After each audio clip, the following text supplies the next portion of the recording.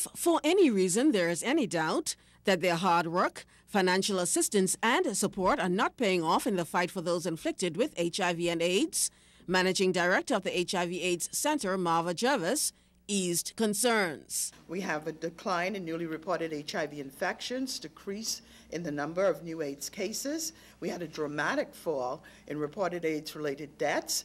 And as I can recall, in 2000, we had something like a bit more than 3,000 reported deaths as compared to 59 in 2010. So we are seeing a difference here. Mother-to-child transmission from 30% in 1995 and nowadays less than 2%. In 2010, we had no reported cases of mother-to-child transmission. These were encouraging achievements for the primary host of the annual Red Ribbon Ball, Carla Financial Services and its corporate partners, to continue their pledge of assistance. Carla is entering its 19th year spearheading the event. Company representative and co-chairperson of the ball is Sandra Smith. AIDS is a condition that is today still impacting too many of our friends and family members, and we are committed to do whatever we can to raise funds. This year's theme is an international affair. Smith says the overall goal is to save lives and have people live in dignity. As of December 31st, 2010, 12,090 cases of HIV infections were recorded. Out of that, 6,335 people had AIDS and 4,260 have since died. President of the AIDS Foundation, Lady Camille Barnett, appreciates the effort being extended towards zero infection and highlights an ongoing challenge. We're working with adolescents. These are young persons who got HIV from mother-to-child transmission, and we're working with their siblings as well too. So we're working with children infected and affected by HIV and AIDS. And the challenge with some of the children is that they're not taking their medication. It's an extremely expensive program. We have to hire tutors. Incentives are being offered from sponsors like John Bull and American Airlines to those attending the upcoming Red Ribbon Ball. Tickets, priced at $225, can be purchased at Carla on East Bay Street. Carla Palmer, ZNS News. Well, it can be considered a new kid on the block compared to the other dailies, which have been around for more than a century. But the Bahama Journal, which is celebrating its silver anniversary, has stood shoulder to shoulder with those seasoned in the newspaper business. During a reception at the Hilton Resort last evening, Prime Minister, the Right Honorable Perry Christie, applauded Jones Communication for a job well done.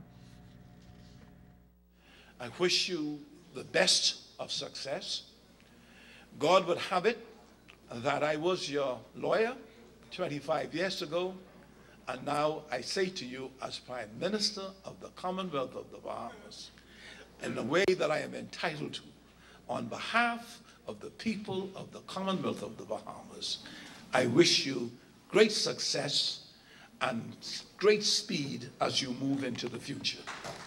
Company CEO Wendall Jones says they have had many challenges over the years, but in moving forward, they will continue to be a leader in the news business. These times demand new ideas, new approaches, and a new vision as to what nation building and development should be about in this era of rapid globalization.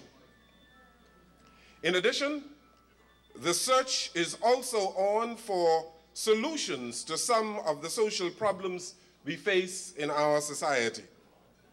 And so on this occasion, on our 25th anniversary of the Bahama Journal, we pledge anew to uphold the tenets of professional journalism.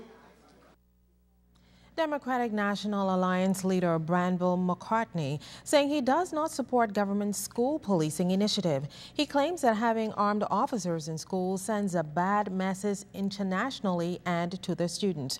Earlier this week, Education Minister, the Honorable Jerome Fitzgerald, said that he finds the argument somewhat illogical, considering the reality of crime in the country. But the DNA leader believes the school's administrators should be allowed to do their jobs and parents should be held to a greater degree of responsibility. I don't agree with the police presence in school. I find you can have security, but you let those let the administration and the principals do their job and allow them to do their job to ensure that there is certain disciplines that's carried out in the school by them, not by the police. What is the police doing there? The police are sitting there armed and watching. That's not right. Now, there's nothing wrong with the police officers being outside in the vicinity in the community, but not to be in the schools. Not to be in the schools. I mean, I am very curious to see what type of effect that would have on the students themselves.